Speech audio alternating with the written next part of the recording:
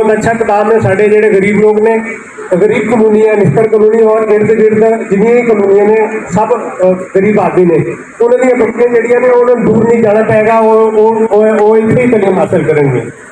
दूसरा मेरा मुतालबा है कि निस्तर कलोनी दे विच एक मिडल स्कूल है बच्चियां का पूरे इलाके के विच अगर ना ही इर्द गिर्द जिन्नियां कलोनियां ने रहमत कलोनी हो गई और नाल जड़ियां दूसरियां कलोनियां ने सूफियाबाद तक कोई मिडल स्कूल नहीं है।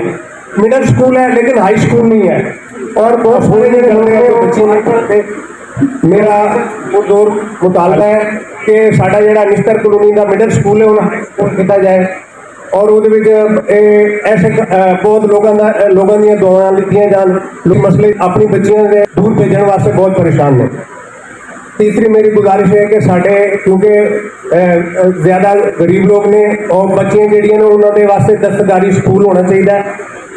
थाने के सामने जगह पई है काफ़ी ना जी साढ़े पूरे इलाके में कोई दस्तकारी स्कूल नहीं है खाने तक चुंगी तो शायद कोई अगर होए जी। हाँ जी दस्तकारी स्कूल जो है वो लाजमन होना चाहिए बच्चियों वास्ते जी जिद लोगों दी बच्चियां जी ने वो आसानी नाल तालीम हासिल कर सके।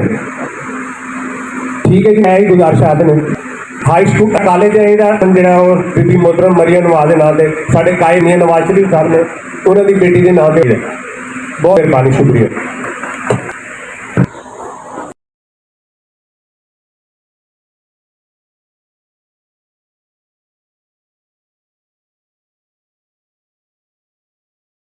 प्यार साहब सीनियर रिपोर्टर रोशन साहिब वेलफेयर न्यूज़ नेटवर्क लाहौर।